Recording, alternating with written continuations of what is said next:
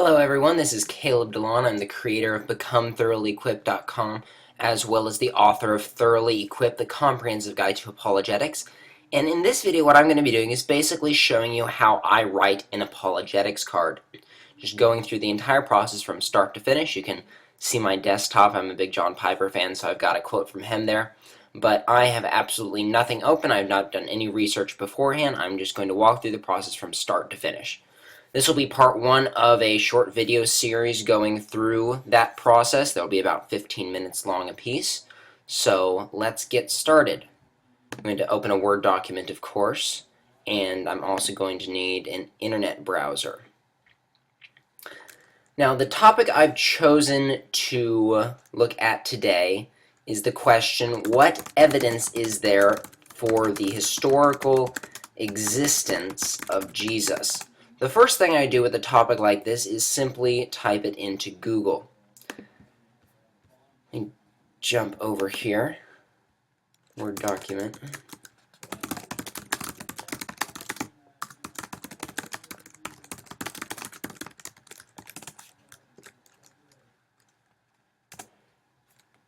Okay. Wikipedia is a good place to start. I'm not going to be quoting there, of course, and it probably won't give me very good information, but it's an okay place to start. Go look at the contents.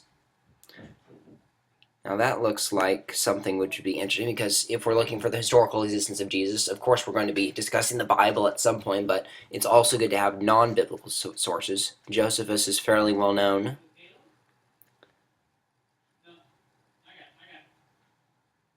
Tacitus is here, and Talmud. Okay, so that's some good information.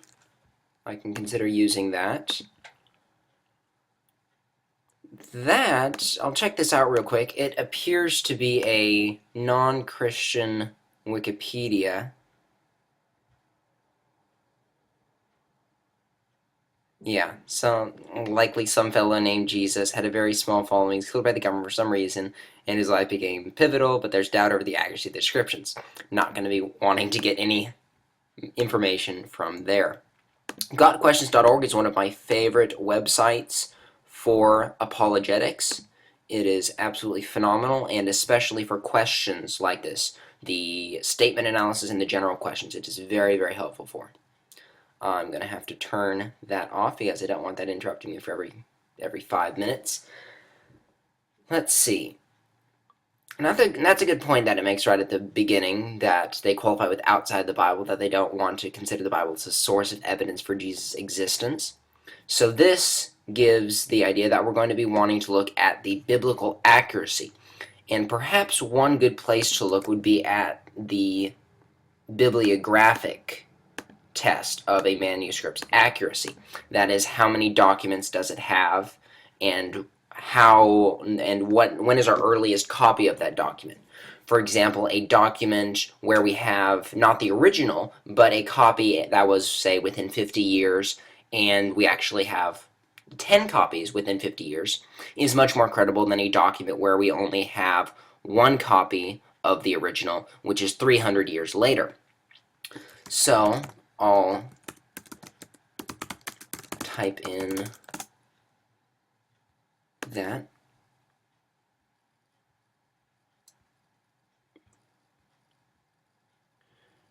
Trying to find the, here we go.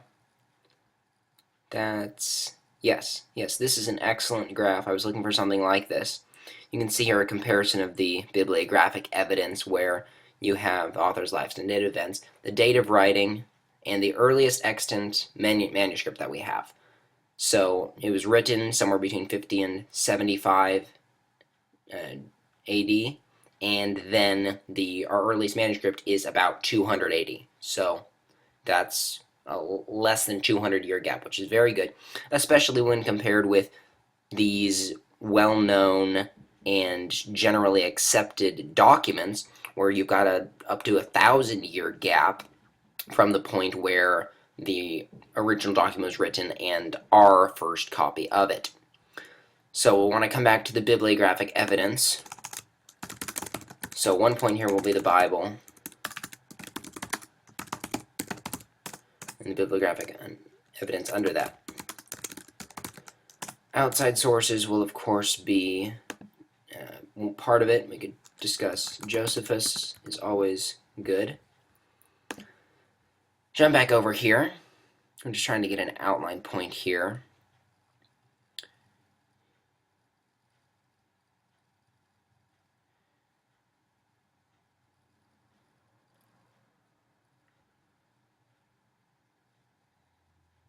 Tacitus, Josephus. Now this is an excellent quote, so we're going to want to put that into our document. And I always grab the URL. So that is, and Josephus was not a Christian, he was a Jewish historian, as it says here. So he doesn't have any inherent bias towards wanting Jesus to be the Christ. In fact, he would have the exact opposite. He would not believe that Jesus was actually the Messiah.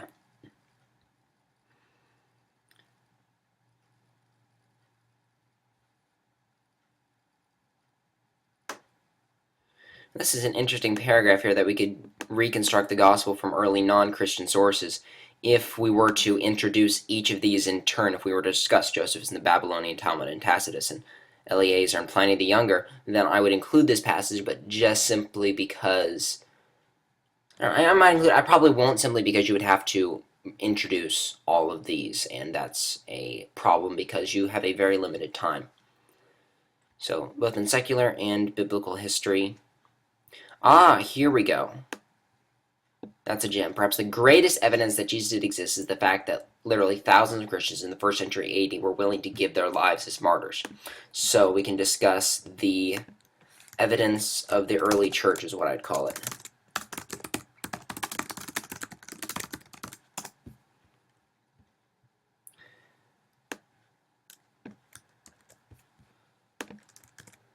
And also, it says no one will die for what they know to be a lie. That works well as a conclusion point down here, that we can be willing to base our faith on Jesus because we have a, reasonable assurance that he did in fact exist. Can even be willing to die for him.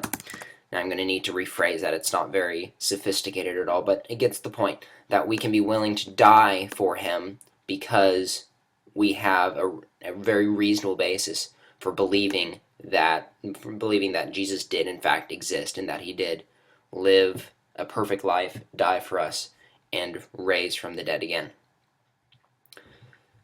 So, jump back over here, get a little bit of information. Let's see, who do we want to compare it to? What I'm going to do, I'm going to cheat a little bit, go to my Apologetics master document where I keep all of my cards, because I have some other cards where I summarize the bibliographic evidence, and rather than recreating it here, which you could do from that document right here, I'm going to figure out what I say and then merge that in.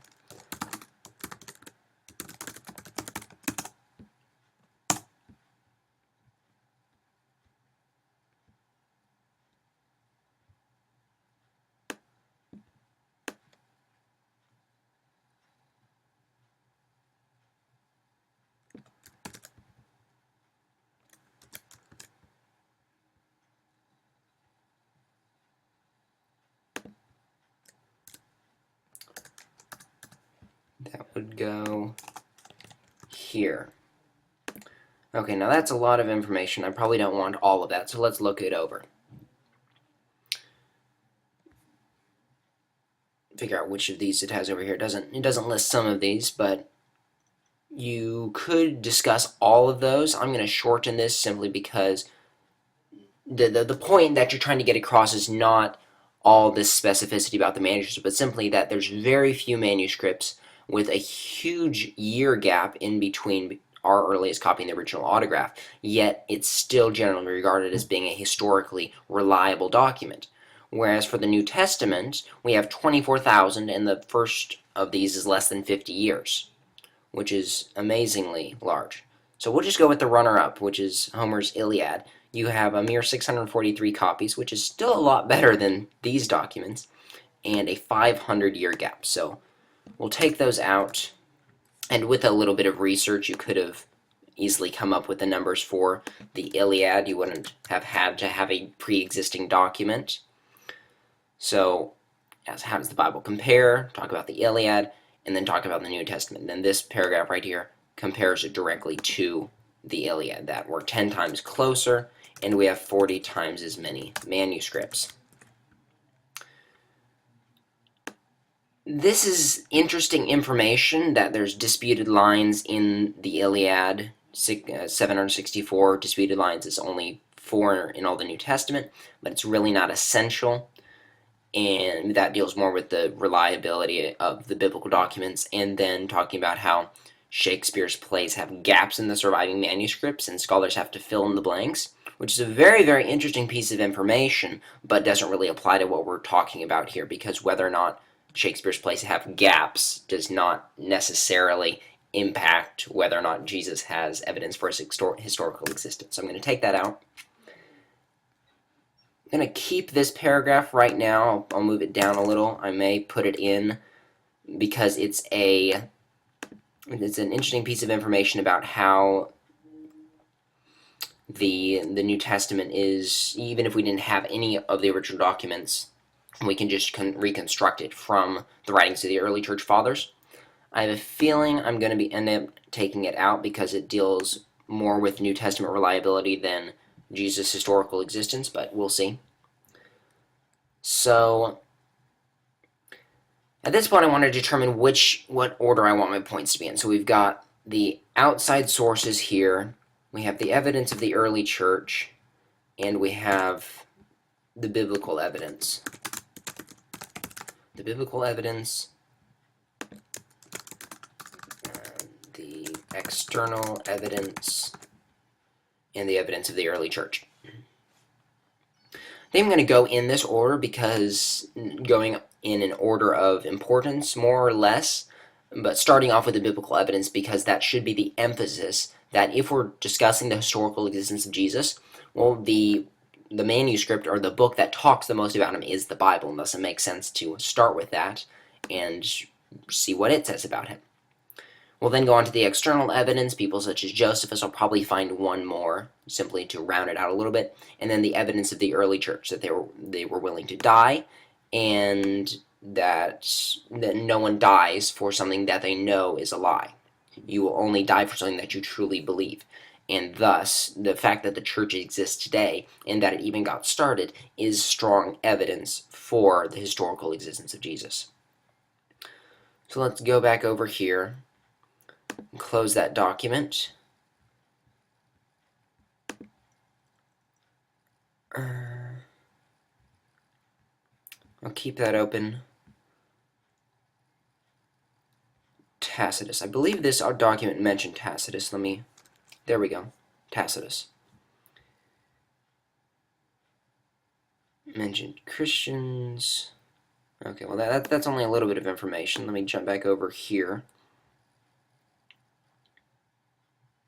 Yeah, in the tone of his writings towards Christians are too negative to have been authored by a Christian.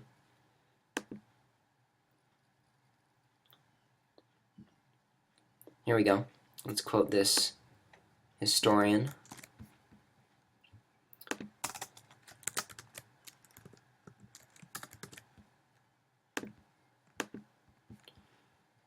And that is made by John Dominic Crossan.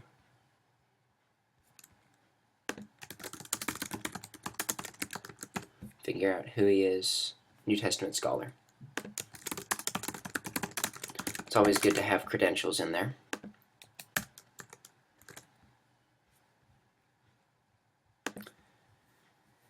Go back. I'm looking for precisely what Tacitus said in his, okay, so he has a confirmation of the